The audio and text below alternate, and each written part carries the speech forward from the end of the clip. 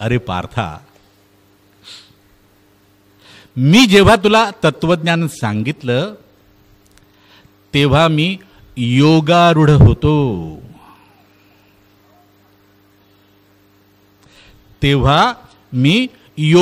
होतो, म्हणूनच ते तत्वज्ञान माझ्याकडून सांगितलं गेलं. आता मी काही योगारूढ नाही, त्यामुळे तेच तत्वज्ञान मी काही तुला पुन्हा सांगू शकणार नाही. गुरुरेव परकाम गुरुरेव दिगंबरा. गावखडी मठामध्ये संपन्न होणारा हा जो पौर्णिमा उत्सव आहे ना, याची कीर्ती सर्व जगामध्ये आहे. आपल्याला कदाचित ती अतिशयोक्ती वाटेल, पण अतिशयोक्ती नाही. गावखडी मठामध्ये संपन्न होणाऱ्या या पौर्णिमा उत्सवाची कीर्ती संपूर्ण जगामध्ये आहे. ती सिंगापूरमध्ये आहे, ती दुबईमध्ये आहे, ती कॅनडामध्ये आहे, ती इंग्लंडमध्ये आहे, ती जर्मनीमध्ये आहे, ती अमेरिकेमध्ये आहे आणि इतर देशांमध्ये पण आहे. कारण या वेगवेगळ्या देशामध्ये वास्तव्य करणारे जे स्वामी भक्त आहेत ते आपल्याशी, स्वामींशी, गावखडी मठाशी संपर्क ठेवून आहेत. आणि हा प्रश्न जो आला आहे त्याचं आपण उत्तर देऊ. मात्र त्या स्वामी भक्ताला आपल्या सर्वांच्या साक्षीनं आणि स्वामींच्या वतीनं एक सांगू इच्छितो की गावखडी मठामध्ये दर पौर्णिमेला स्वामींचा उत्सव संपन्न होतो आणि प्रामुख्याने त्या दिवशी स्वामी भक्तांना प्रापंचिक प्रश्नांवर मार्गदर्शन केलं जातं. इतर दिवशी मार्गदर्शन केलं जात नाही असं नाही, मात्र प्रामुख्याने पौर्णिमा तिथीला मार्गदर्शन केलं जातं. आता हे पौर्णिमा तिथीलाच का, याचं उत्तर देताना आपल्याला एक महाभारतातील एक छोटीशी कथा सांगतो.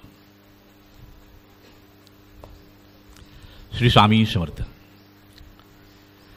महाभारताचं युद्ध सुरू होणार, महाभारताचं युद्ध सुरू होणार आणि धनुर्धारी अर्जुन, श्रेष्ठ धनुर्धारी आणि त्याचं सारथ्य करणारे प्रत्यक्ष भगवंत भगवान श्रीकृष्ण. अर्जुनाने सांगितलं भगवंताला, हे माधवा,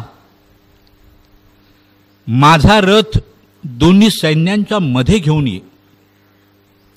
आणि त्याप्रमाणे भगवंताने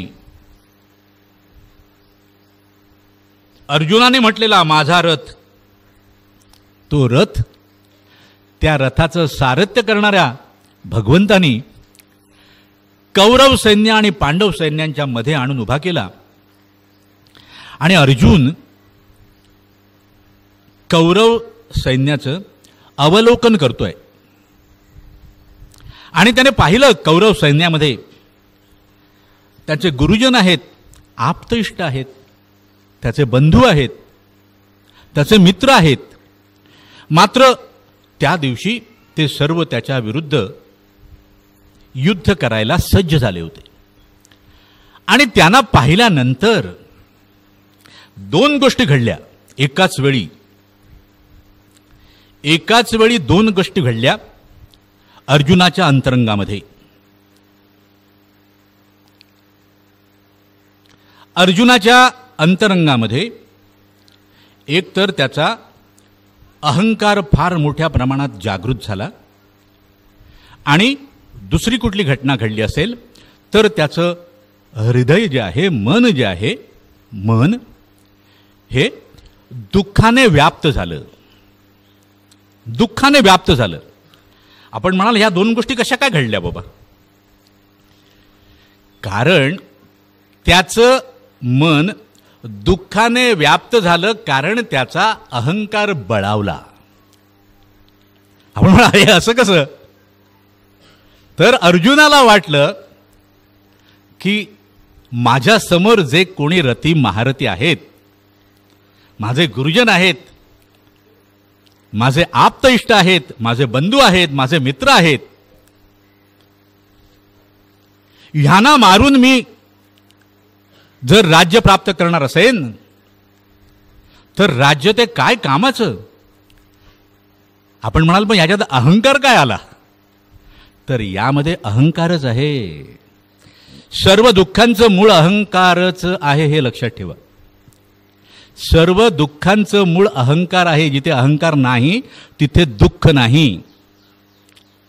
अर्जुनाला असा अहंकार झाला की इथे समोर उभ्या असलेल्या सर्व कौरव योद्ध्यांना, अतिरथी महारथी जे आहेत, यांना मी परास्त करणार, यांना मी मारणार, यांना मी मृत्यूच्या जबड्यामध्ये ढकलणार, हा त्याच्या ठायी असलेला अहंकार होता. कारण त्याच्यासमोर कोण कोण होते, त्यातलं एक नाव जरी घेतलं ना तरी पुरेसं आहे, आणि ते म्हणजे पितामह भीष्म. एकच नाव पुरेसं आहे, बाकी नावं घेण्याची आवश्यकता नाही. आणि तो अहंकारित झाला आणि नंतर त्याला दुःख झालं. अरे मी यांना मारणार आता. त्यानं असं नाही म्हटलं मी यांच्याबरोबर युद्ध करणार, मी यांना मारणार आणि यांना मारून मला काय मिळणार आहे. आणि तो अज्ञ बालक अर्जुन, पुन्हा म्हणतोय, तो अज्ञ बालक अर्जुन भगवंतासमोर रुदन करू लागला. आणि त्यावेळेला भगवंतानी अर्जुनाला जे तत्वज्ञान सांगितलं तेच तत्वज्ञान आज संपूर्ण विश्वाला व्यापून उरलं आहे, आणि ते आहे श्रीमद भगवद्गीता. श्रीमद भगवद्गीता. आता मी पितामह भीष्माचार्यांचं नाव का घेतलं बाबा? तर कौरव आणि पांडव यांच्यामध्ये जे महाभारत झालं, महायुद्ध झालं, त्याच्यासारखं दुसरं युद्ध झालेलं नाही आजपर्यंत.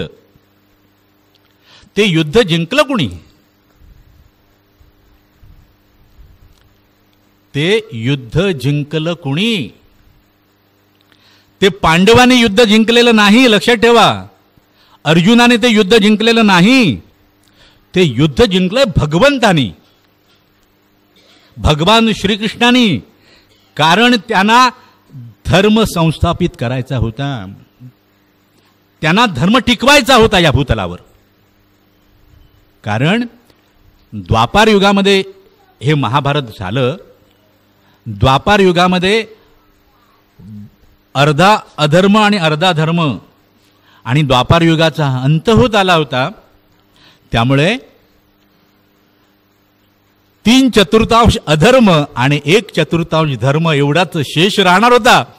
आणि म्हणून भगवंतांना तो धर्म टिकवायचा होता, म्हणून भगवंतांनी युद्ध जिंकलं. अन्यथा ज्या वेळेला पितामह भीष्मांच्या समोर अर्जुन आला आणि त्यांचं ज्या वेळेला युद्ध झालं आणि तो गांडीवधारी अर्जुन भीष्माचार्यांच्या समोर आता गुडघे टेकणार, तो परास्त होणार, अशी ज्या वेळेला परिस्थिती निर्माण झाली, त्यावेळेला आपलं वचन मोडून सुद्धा धर्माचं रक्षण करण्यासाठी भगवंतानी हातामध्ये शस्त्र घेतलं. भगवंतानी हातामध्ये शस्त्र घेतलं, आणि भगवंतानी जसं हातामध्ये शस्त्र घेतलं, पितामह भीष्माचार्यांनी शस्त्र खाली ठेवलं आणि ते हात जोडून गुडघ्यावर बसले आणि भगवंताला काय म्हणाले? भगवंता, वचन मोडू नकोस, कारण तुझ्या वचनाला फार महत्व आहे. तुझं वचन मोडलं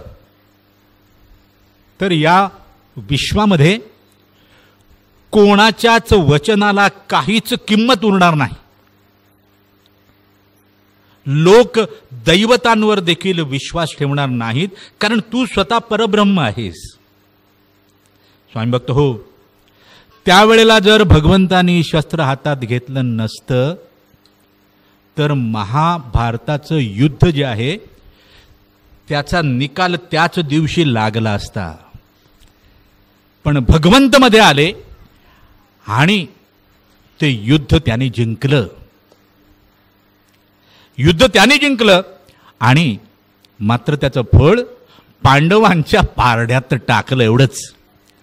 तर त्यावेळेला जे भगवंतांनी तत्वज्ञान अर्जुनाला सांगितलं ते तत्वज्ञान अर्जुनाला पूर्णतः कळलेलं नाही. ते तत्वज्ञान अर्जुनाला पूर्णतः कळलेलं नाही. पुन्हा सांगतो. आणि महाभारताचं युद्ध जिंकल्यानंतर हस्तिनापुरामध्ये ज्या वेळेला अर्जुन भगवंतासहित बसलेला होता त्यावेळेला अर्जुन भगवंताला काय म्हणतोय, माधवा, तू जे मला युद्धभूमीवर तत्वज्ञान सांगितलंस, तू जे मला युद्धभूमीवर तत्वज्ञान सांगितलंस ते पुन्हा ऐकण्याची माझी इच्छा आहे. ते पुन्हा ऐकण्याची माझी इच्छा आहे. तरी कृपा करून ते मला सांग ना. त्यावेळेला भगवंताने काय उत्तर दिलं ते अत्यंत महत्वाचं. त्यावेळेला भगवंताने जे उत्तर दिलं ते अत्यंत महत्वाचं. भगवंत म्हणाले, अरे पार्था, मी जेव्हा तुला तत्वज्ञान सांगितलं तेव्हा मी योगारूढ होतो. तेव्हा मी योगारूढ होतो म्हणूनच ते तत्वज्ञान माझ्याकडून सांगितलं गेलं. आता मी काही योगारूढ नाही, त्यामुळे तेच तत्वज्ञान मी काही तुला पुन्हा सांगू शकणार नाही. स्वामी भक्त हो, पौर्णिमेलाच प्रापंचिक मार्गदर्शन का केलं जातं? कारण पौर्णिमेला विशेष करून इथे स्वामी चरणावर सकाळी अभिषेक केला जातो. अभिषेक केल्यानंतर स्वामींचं सामर्थ्य घेऊनच तिथे त्या आसनावर स्वामी बसवतात आणि भक्तगण येतात, त्यांना मार्गदर्शन केलं जातं. त्या मार्गदर्शनामध्ये जिव्हा माझी असेल, मुख माझं असलं तरी त्यातलं सामर्थ्य जे आहे ते श्री स्वामी देवांचं असतं बाबा. आणि म्हणून प्रामुख्यानं पौर्णिमा तिथीला किंवा उत्सवाला इथे मार्गदर्शन केलं जातं. एरवी केलं जात नाही असं नाही, पण प्रामुख्याने इथे पौर्णिमा तिथीला मार्गदर्शन केलं जातं. श्री स्वामी समर्थ.